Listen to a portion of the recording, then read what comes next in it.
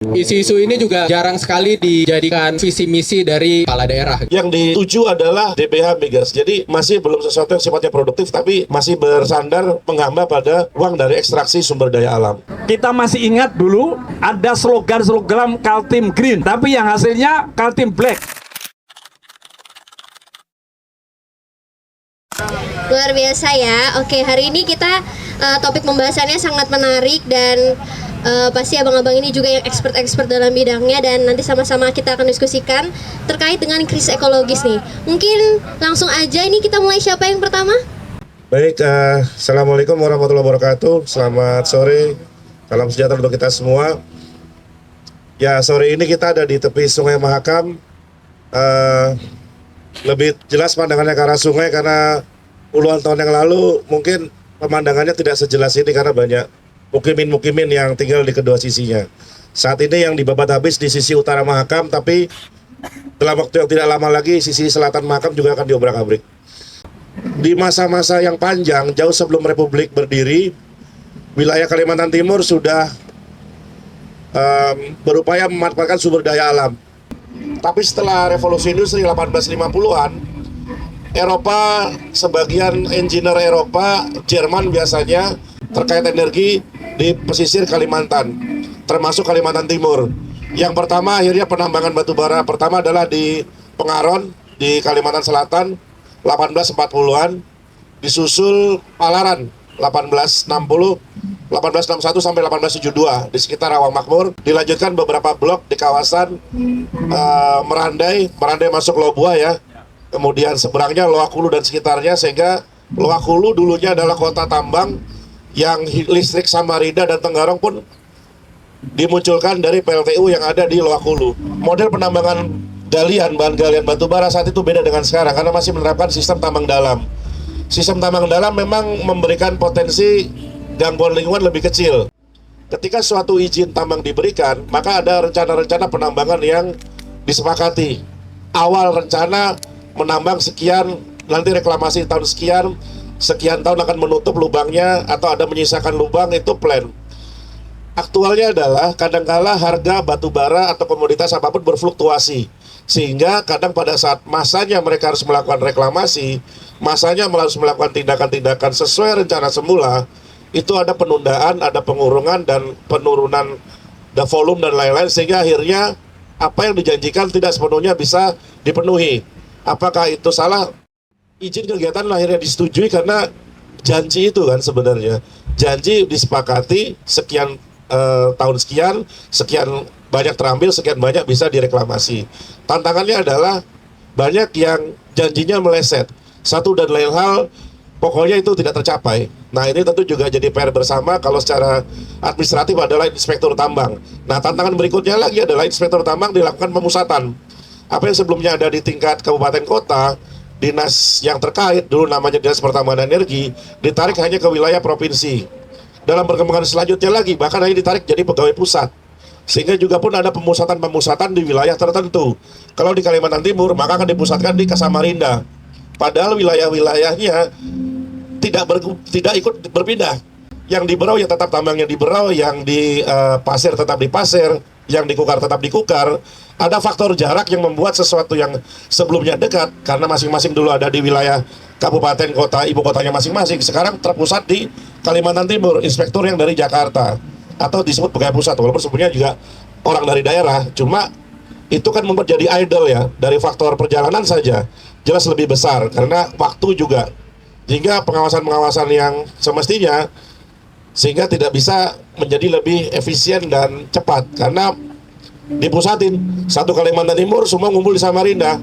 Tidak seperti sebelumnya ketika ada dinas di tingkat kabupaten kota, itu ada di masing-masing wilayah ibu kotanya. Jadi kan lebih jaraknya udah kita ke Sangat aja udah perlu waktu hampir 3 jam misalnya. Beda dengan kalau mereka sudah di Sangat asli, kan bisa langsung kurang dari 1 jam udah bisa ke lokasi misalnya kalau ada aduan atau apa. Jadi jauh sekali kualitas dalam kontrol dibanding dulu dan sekarang.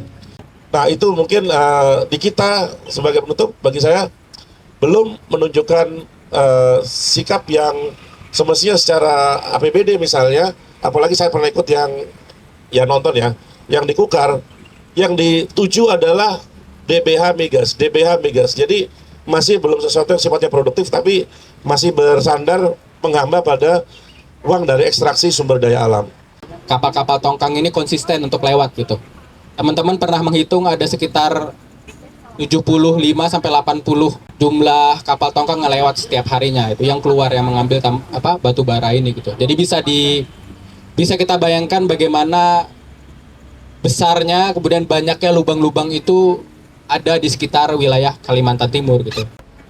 Sempat terlibat penelitian salah satu dosen di Fakultas Pertanian, penelitian sosial yang ternyata setelah beberapa tahun saya tahu ternyata penelitian itu yang menghancurkan atau menghilangkan Desa Mulo Orman. Dulu Kukar itu punya namanya Beras Gerbang Dayaku. Jadi di kawasan Tenggarong seberang itu L1, L2, Kertabuana itu adalah lumbung pangan, salah satu lumbung pangan yang ada di Kalimantan Timur. Mereka bisa produksi beras sendiri gitu kita. Itu hari ini udah bisa kita lihat hancur gitu. Mungkin cuman Desa Kertabuana yang hari ini masih tetap bertani gitu atau menjaga sawah-sawah mereka. Sisanya Kampung Lombok, Pulau Warman, sekitar itu udah habis berganti menjadi tambang-tambang batu bara gitu. Jadi di kampung-kampung itu mereka lebih menyukai kerja di tambang batu bara gitu, kerja di sawit, kerja di HTI. Pemerintah tidak mampu menyediakan lapangan pekerja yang layak gitu. Catatan, mereka mungkin bekerja di industri ekstraktif ini, tapi mereka adalah buruh-buruh yang diupah sangat murah gitu dan gampang sekali untuk digantikan. Mereka juga cuman jadi pekerjaan yang remeh gitu, yang gajinya nggak seberapa gitu, sementara hutannya, alamnya udah habis dibabat gitu. Industri-industri juga banyak menghilangkan pengetahuan-pengetahuan lokal gitu, kebiasaan-kebiasaan masyarakat, bikin pengawetan segala macam tuh juga hilang gitu, karena sungainya udah nggak bisa digunakan lagi sebagai tempat nyimpan. Karena kalau kemarin saya ngobrol sama ibu-ibu Dayak yang ada di Bentian, mereka bercerita bagaimana dulu mereka ketika mau bikin tempoyak, bikin ikan, fermentasi wadi dan segala macam itu mereka menaruh di dalam bambu, kemudian ditutup dengan baik, kemudian direndam di sungai gitu. Sungai kan punya kemampuan untuk mendinginkan ya. Jadi itu kulkas alaminya masyarakat zaman dulu. Tapi hari ini sungainya udah kering karena sekitaran itu tumbuh sawit-sawit yang menghabiskan banyak air gitu. Jadi sungai-sungai kering, ikannya juga nggak ada. Jadi paket komplit sebenarnya kalau bicara terkait bagaimana krisis ekologi yang hari ini kita hadapin ke depan gitu. Dan isu-isu ini juga jarang sekali dijadikan atau visi misi dari beberapa calon yang hari ini mencalonkan sebagai kepala daerah gitu. Dan kita sama-sama tahu orang-orang yang hari ini mencalonkan juga sangat-sangat terikat kaitannya dengan industri ekstraktif yang ada di Kalimantan Timur gitu. Mereka juga salah satu pemainnya mungkin gitu. Jadi akan sangat susah gitu bagaimana cara kita mempertahankan lahan-lahan yang hari ini masih ada gitu.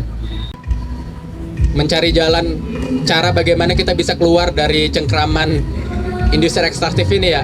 Karena ibaratnya dari tahun ke tahun kita selalu akan dapat angsulan atau bencana-bencana ekologis yang semakin hari semakin parah gitu. Samarinda yang diklaim bebas dari banjir, ya akan tetap terus banjir. Kalau misalnya Kutai Kartanegara terus menambang, terus menghancurkan hutan-hutannya, tetap akan kena dampak Samarinda gitu. Jadi akan sangat susah memperbaikinya gitu. Akan sangat mahal juga kita memperbaiki kualitas dari lingkungan kita, lingkungan hidup yang udah rusak gitu. Pangan-pangan yang kita datangkan dari luar, kemudian air sungai kita yang dulu kita bisa minum, hari ini hampir semua orang mungkin nggak akan ada yang gunakan air keran lagi. Rata-rata kita gitu beli air galon buat minum gitu. Padahal dulu kita masih bisa masak air dari air keran kita. Sebenarnya kalau kita berbicara ekologis itu dia luas. Dia akan berbicara relasi atau hubungan-hubungan. Yang dengan itu pendekatannya tidak partikular tapi landscape, tidak terbatasi teritorial antar kabupaten lain. Ini juga berkaitan dengan hubungan kita sebagai antar manusia sebenarnya. Bahwa apa yang diperjuangkan di Makamulu mestinya kita di Samarinda juga mendukung, karena dampak dari hulu itu banjirnya di sini. Nah, ada persepsi kita digiring seolah-olah terbatas teritorial, itu masalah di sana bukan masalah di sini. Nah, pendekatan landscape ini bukan melihat seperti itu. arah ekonomi kita ini seperti melayani pasar dunia saja. Itu kan melayani pasar dunia pada dasarnya minyak, batu bara. Arah ekonomi kita itu mestinya ekonomi lokal to lokal. Jadi ini lumbung padi, dia memproduksi ini, distribusinya penjual ke sini, nelayan produksi distribusinya ke sana. Ini yang saya maksud ekonomi lokal to lokal. Tapi negara tidak memilih itu. Kenapa? Karena itu tidak akan memenuhi monopoli kekayaan mereka. Itu dia. Kalau dikelola rakyat, maka kekayaan akan bersama. Nah, ini negara memikirkan monopoli kekayaan. Kecacatan produk hukum itu kan dilahirkan oleh aktor politik sebenarnya. Artinya ini ada kaitannya dengan pilkada. Nah, lalu kenapa aktor politik yang demikian bertahan? Setidaknya kenapa dia relevan di tengah masyarakat kita? Yaitu faktornya karena memang karakter pemilih kita atas dasar transaksi money politik, bukan transaksi gagasan. Artinya bahwa pembenahan itu mestinya dilakukan secara membentuk masyarakat kultural yang baru, sehingga aktor politik yang tadi itu menjadi tidak relevan. Bayangkan ketika memilih atas dasar transaksi gagasan, maka aktor politik demikian akan tidak relevan di tengah masyarakat. Untuk para paslon atau pasangan calon gubernur Kalimantan Timur, aku pikir itu tidak ada satupun yang menyinggung soal lingkungan, apalagi tentang kasus 47 orang tewas di lubang tambang. Itu tidak pernah disinggung sama sekali oleh para paslon, entah itu Isran dan Hadi dan juga Rudi dan Seno. Tidak pernah satupun yang menyinggung soal anak mati di lubang tambang. Kayak gitu ya, bahwa kita mempunyai keterhubungan dengan alam. Di tempat saya kan asalnya dari Kalsel, ada 2 desa, Desa Tamunti dan Desa Halangan. Jadi desanya ini dilalui oleh Sungai Tabalong. Warga itu sudah biasa untuk berdampingan dengan sungai itu sudah sejak lama. Ternyata kontaminasi dari yang diduga sebagai timbal itu tadi, yang ada dari limbah-limbah cair tambang itu yang tidak bisa dijamin kayak gitu oleh IPAL atau instalasi pengolahan air limbah di tambang, itu juga mempengaruhi akhirnya tubuh perempuan yang itu berdampak kepada banyak sekali kasus stunting di Kalimantan itu sendiri. Mendengar dari maraknya industri ekstraktif di sini, takutnya juga sebenarnya ada kasus-kasus seperti itu yang mungkin belum banyak dibicarakan kayak gitu, apalagi di momen pilkada dan segala macam. Bahwa pejabat kita hari ini tuh memperlihatkan kekonyolan demi kekonyolannya. Saat banjir Samarinda, di situ saat itu juga banjir proyek, Pak. Nah, artinya karena apa itu? Karena logikanya bukan logika landscape pendekatan perbaikannya. Akhirnya logika proyek kan digunakan, logika untung rugi kan. Nah, artinya bahwa hari ini bahkan di momen pilkada saat ini kita cenderung belum mendapatkan pemimpin yang ideal ya. Tetap suarakan kebenaran apa yang menurut Anda benar, dan setidaknya setelah itu disampaikan maka gugur sudah kewajiban kita untuk hal tersebut. Satu suara mungkin tidak terlalu menggaung, tapi banyak suara pasti bisa memberikan perubahan. Semoga kita terus menjadi orang-orang yang berani untuk menyatakan sikap terhadap ketidakadilan yang hari ini terjadi gitu. Karena ya kita tahu sendirilah, nggak banyak yang bergerak atau berani menyampaikan suaranya gitu terkait ketidakadilan yang hari ini terjadi gitu. Itu aja. Terima kasih. Yang terakhir Bang Yudi ya, mau menyampaikan sesuatu yang luar biasa ini. Mungkin terakhir dari saya, ini sebenarnya prinsip moto deskripsi, Pak. Tapi jadi konsekuensi hidup adalah kembali padanya dalam keadaan terikat keadilan dan kemanusiaan, bukan kemunafikan. Kemudian catatan dari diskusi kita, pertama teman sekalian, tidak dipungkiri bahwa Kalimantan Timur itu memiliki potensi sumber daya alam yang sangat fantastis, baik itu yang ada di dalam tanah dan yang di segala macam itu. Oleh sebab itu tidak mustahil bahwa isu lingkungan, isu sumber daya alam itu menjadi isu tematik yang legendaris dan malah tema abadi untuk wilayah Kalimantan Timur. takdir semesta sudah menggariskan bahwa Kalimantan Timur itu terkena kutukan sumber daya alam. Mas Fajar sudah menyebutkan, eksploitasi sumber daya alam sudah dimulai sejak kolonial Belanda. Baik itu tambang, minyak dan segala macam, yang kemudian dilanjutkan oleh kolonial Indonesia. Mulai dari terutama rezim Orde Baru dengan hutan dan segala macam itu, dan muncul yang disebut premanisme industri ekstraktif. Nah, dan oleh sebab itu, dari seluruh proses tadi itu kita terbukti bahwa pemerintah memang tidak hadir untuk rakyat. Karena hadirnya memang untuk ekstraktif. Poin yang kedua, maka kebijakan-kebijakan sumber daya alam tidak pernah berpihak kepada rakyat. Tadi kebijakan-kebijakan tidak pernah hadir. Dari rezim ke rezim, dari kepala ke provinsi sampai kepala provinsi yang berikutnya. Kita masih ingat dulu ada slogan-slogan Kaltim Green. Tapi yang hasilnya Kaltim Black. Dan itu jargon-jargon yang sangat ekstraktif. Nah, artinya sebenarnya memang tidak membuktikan kebijakan-kebijakan dan aturan-aturan itu berpihak pada negara, tapi berpihak kepada cukong-cukong. Bencana ekologis itu menjadi catatan penting dan perubahan iklim itu menjadi kesulitan penting. Lalu ekstraktif sumber daya alam itu menghancurkan peradaban. Bahkan pangan-pangan lokal itu hancur. Ini menarik kemudian peradaban-peradaban yang muncul itu. Nah, teman-teman sekalian, dan ini sekaligus membuktikan bahwa persis tadi yang dibilang tadi itu, pilkada dalam sejarahnya itu tidak pernah berpihak kepada rakyat. Tidak pernah berpihak kepada rakyat dalam sejarahnya. Tadi persis yang dikatakan itu.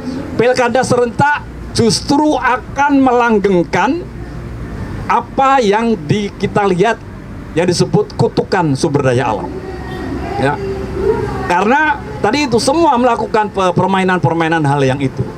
Maka sebenarnya tadi itu kan melawan dari meja makan, dan kita membuat satu gerakan-gerakan moratorium untuk eksploitasi itu, dan juga melawan premanisme itu. Dan sekali lagi selamat jalan untuk pilkada, karena pilkada tidak akan membawa perubahan pada kita. Pilkada justru akan merubah hidup kita.